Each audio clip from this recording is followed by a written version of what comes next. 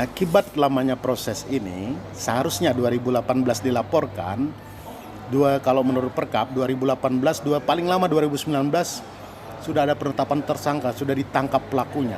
Kalau hari itu pelakunya sudah diproses secara hukum, maka tidak akan lagi terjadi pengerusakan session kedua. Di mana pada saat pengerusakan session kedua kerugian di atas 25 miliar. Jadi hari ini Polres Barelang akibat tidak profesionalnya mengakibatkan kerugian bertambah dari kerugian beberapa miliar menjadi lebih dari 30 lebih miliar. Karena apa? Karena tidak profesional, tidak bekerja dengan baik, tidak melakukan proses hukum dengan taat. Gitu. Itu kerugian yang kita alami. Selain daripada kerugian waktu, di mana prinsipal kami semestinya tidak perlu berganti pengacara untuk mendesak pihak kepolisian. Ya keluarlah kos-kos untuk itu semua. Itu kerugian, secara nyata-nyata kerugian yang dialami oleh prinsipal kami dalam memperjuangkan haknya, mempertahankan haknya. Jadi Polres Barelang,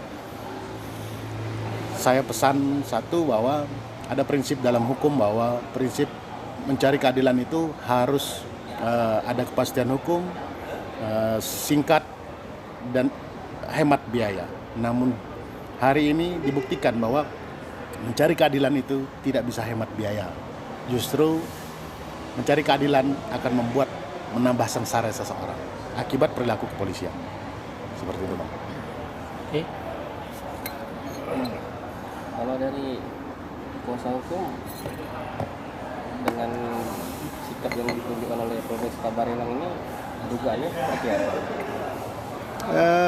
Yang pasti secara nyata-nyata sesuai dengan gambaran yang terlihat dari Perkap bahwa mereka tidak profesional.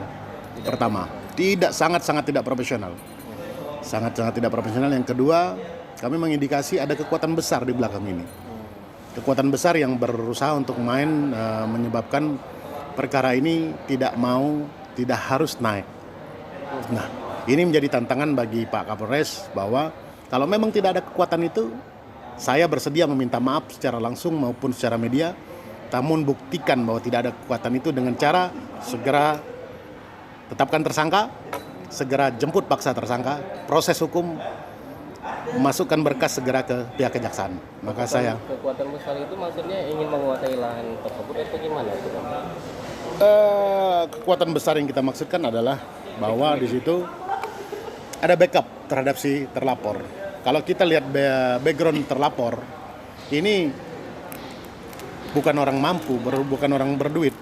Anaknya saja mau sekolah butuh surat keterangan tidak mampu dari RT RW. Bagaimana mungkin bisa membuat suatu pasar yang seperti dengan kerugian 30 miliar menjadi rata dengan tanah? Ada siapa di belakang ini? Kan seperti itu. Dan bagaimana seorang terlapor itu ketika di dalam proses pengadilan tun bisa sangat cerdik, bisa sangat cerdas, bisa menang di semua tahapan. Kalau tidak ada kekuatan besar itu, tanpa pengacara dia menang melawan BP yang katanya ada orang hukumnya, melawan BPN yang katanya adanya orang hukumnya, tapi dia menang. Dan sangat penting bahwa saya garis bawahi di peradilan tun, modal daripada terlapor untuk memenangkan perkara itu adalah fotokopian. Sedangkan dalam pembuktian fotokopi dokumen, hanya fotokopi tanpa menunjukkan asli tidak dapat dijadikan alat bukti. Artinya ada kekuatan besar yang berusaha untuk memperjuangkan kemenangan tersebut dan merebut pasar itu. Gitu. Jelas nampak di sini permainannya jelas nampak. Nah, maka saya menantang Pak Kapolres, mohon maaf, saya tantang Anda. Jika memang tidak ada kekuatan besar itu, saya bersedia minta maaf secara lisan maupun secara tertulis di media massa. Namun saya minta dibuktikan, tetapkan tersangka. Maka saya akan bilang salut kepada Bapak Kapolres layak menjadi next Kapolri. Tapi kalau tidak, Bapak tidak lebih baik daripada yang lain. Terima kasih. Keras.